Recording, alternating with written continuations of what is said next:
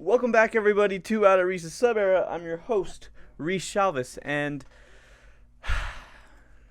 I've been thinking a lot lately. I've been thinking a lot about how I'm going to get past a social fear of public embarrassment.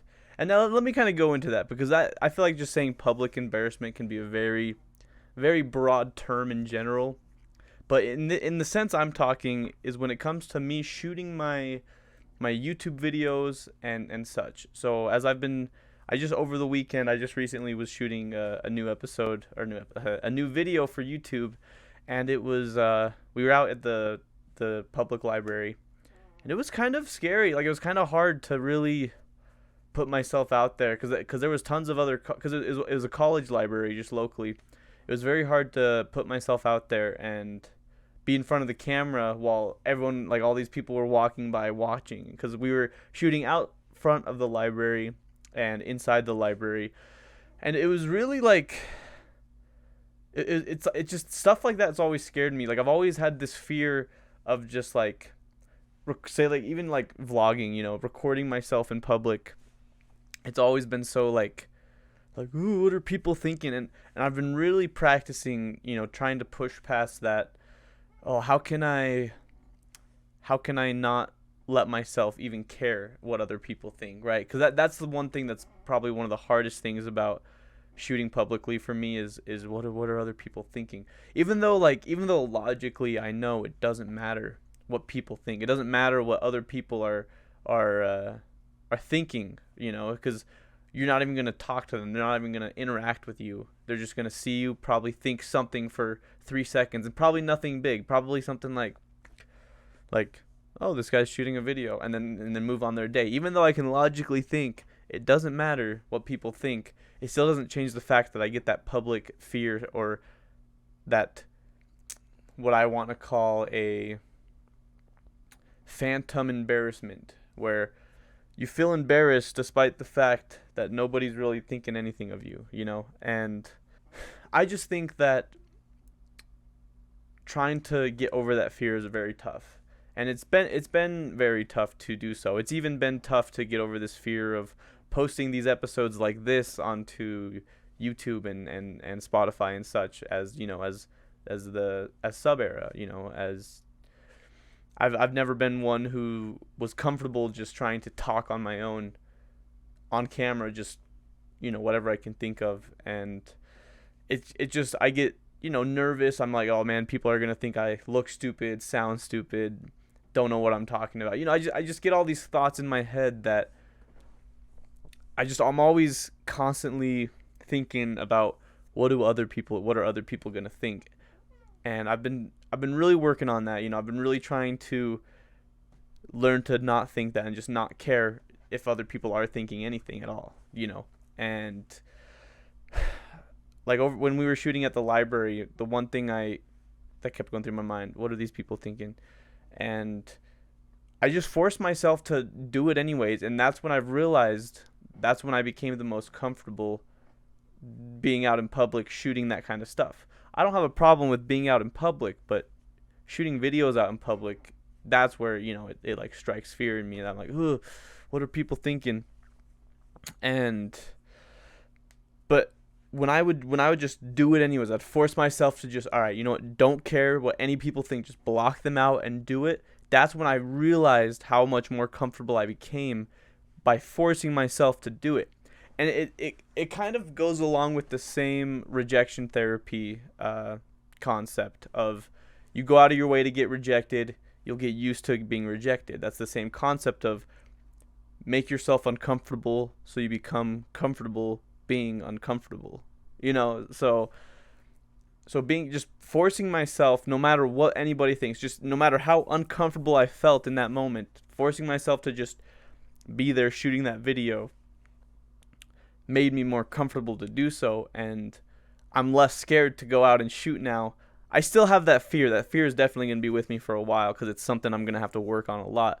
But from that one incident of just trying to force myself to shoot the video despite what people thought, has impacted me a lot from that one moment. And I'm way excited to go back out and shoot more videos out in public because it was just so fun.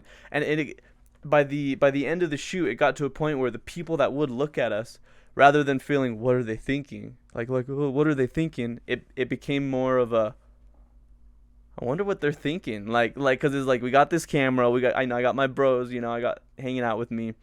It's like, what are they thinking? Like, are they thinking, dang, these guys are shooting a video? Now, it was a college campus, and that made it a little easier in the sense that, in my mind, I was thinking they could think that we're just in a video class, like shooting, like a digital media class, shooting a video for class. Because I don't even go to that college, but it's not weird to do that. And telling myself that is helped me a lot get through that shoot without feeling too of that phantom embarrassment. I really like that term. I just invented that during this, so I think I'm gonna hang on to that term. But it was definitely the experience, and I'm so excited to keep going. One thing about like trying to teach myself how to, endure public image, like what are people thinking.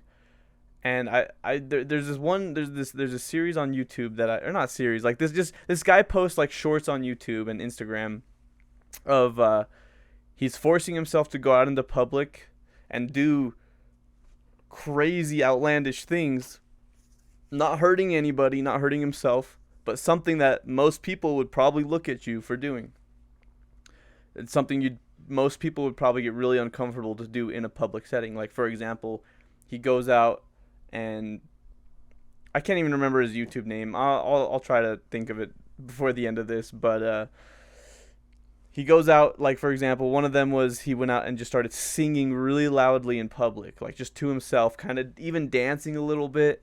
And everyone was looking at him, like they were just watching him do this. And he wasn't a great singer, he wasn't a great dancer. It's not like he was trying to public perform for money or anything. He was just trying to be comfortable being uncomfortable. And I love that term, make yourself comfortable, or be comfortable being uncomfortable. Or he just go out and like hold a door open awkwardly for people, like laying down on the ground trying to hold open a door, like just really weird things that you don't see people typically do in public. And he did it because he's trying to train himself to not care what people think, and just be comfortable no matter where he goes, what he's doing, and just not care what people think. And I'm actually planning to shoot a video like that, for one, with the rejection therapy cards that I discussed in the last episode of Sub Era, because that fell through. That we haven't shot that yet. That ended up falling through that last weekend, but we're definitely planning to shoot that again in the future. But I also want to do a video where I'm doing stuff like that, we just think of random ideas, throw them out, like, all right, do this, and we have to do it. Like if I'm with my friends, it's like we just think of kind of embarrassing stunts to do in public, me and my friends, and we have to do it, and we just go out, do it no matter what people think. We just do it. And I love that idea of forcing yourself to get used to that uncomfortable and awkward situation, and you'll just learn to handle it better once you kind of start practicing that. So that's kind of my thoughts for today. I thought I'd like to share that experience and how I kind of overcame that fear of public image, and especially for being someone who's trying to work on doing YouTube and podcasting. I have to get over that fear of public image, because how could I live the rest of my life in fear of what people will think if I'm making something like that, trying to make that my career. And it's super important, and honestly, I know doing this will make me more confident and ready for this type of work. And I encourage all of you to try it as well. Try to make yourself uncomfortable, like become comfortable being uncomfortable. I don't even know if I say that right. But anyways, that's all for today's episode of Sub Era. This is episode 3. I think what I'm going to do is I'm going to be doing Sub Era episodes every 2 weeks. So every Sunday, And yeah, I hope you guys enjoyed watching. Hope you guys could take something from this and really learn something from my experience. And just stay tuned for the next episode. This Friday, I have a huge episode coming out. It's on domestic abuse. 'Cause as you know, October is Domestic Abuse Awareness Month. And in this interview, I interviewed my friend Tina. She opens up about her experience and her story with domestic abuse. So, tune in for that this Friday. Hope you guys have a good one. Peace.